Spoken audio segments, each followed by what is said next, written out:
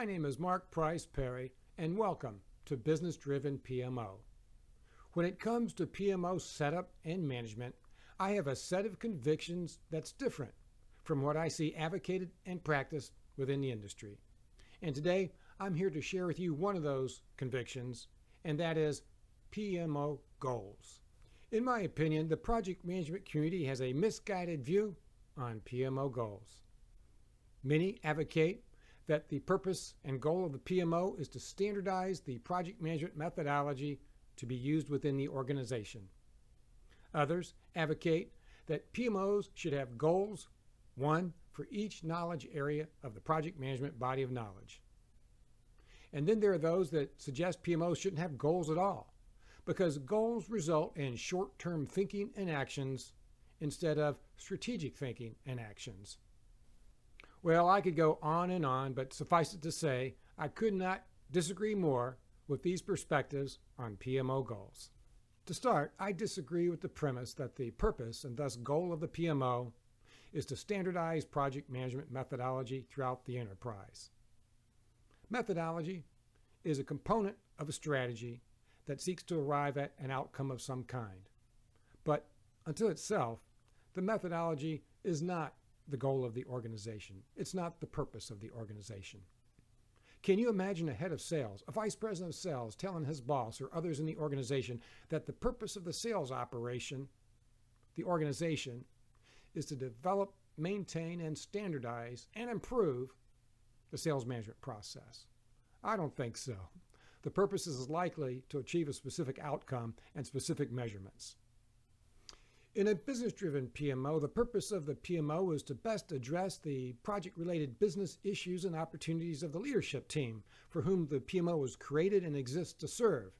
And PMO goals represent the codification of the PMO mandate. It represents fulfillment of successfully addressing the leadership team top project-related issues and opportunities. A good example of PMO goals is an organization that I had an opportunity to work with not too long ago.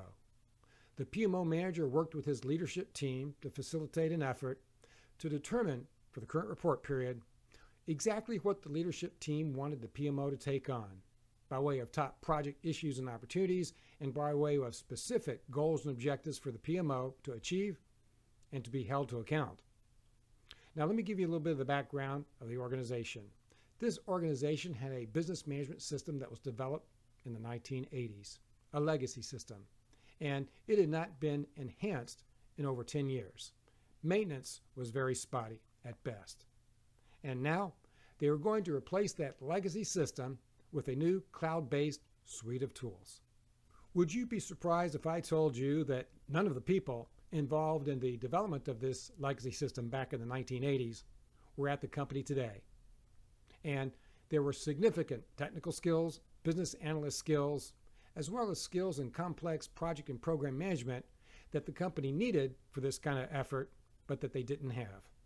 Based upon this business situation and mess, the leadership team crafted 3 specific goals and measurable objectives that it wanted the PMO to take on and to achieve and to be accountable for. And the PMO developed a PMO strategy to do just that, as well as to provide for support and services for a number of other business as usual PMO areas of activity. The 3 goals of the PMO had to deal with acquiring resources, risk management, and communications.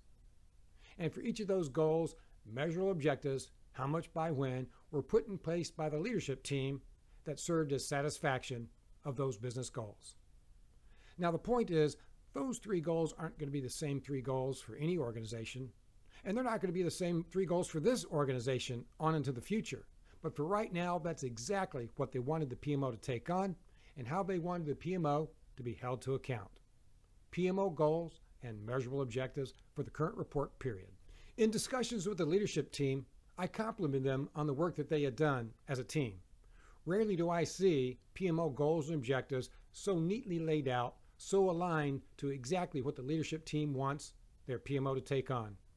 And quite frankly, this got a laugh. Turns out this was the 3rd PMO manager, and the first 2 didn't quite have the same business-driven view of the purpose of the PMO that the leadership team wanted. I encourage you to be like this 3rd PMO manager and consider and adopt the business-driven approach to PMO goals and objectives. It will help you have a better and more successful PMO. This has been a Business-Driven PMO video. My name is Mark Price Perry. Until next time.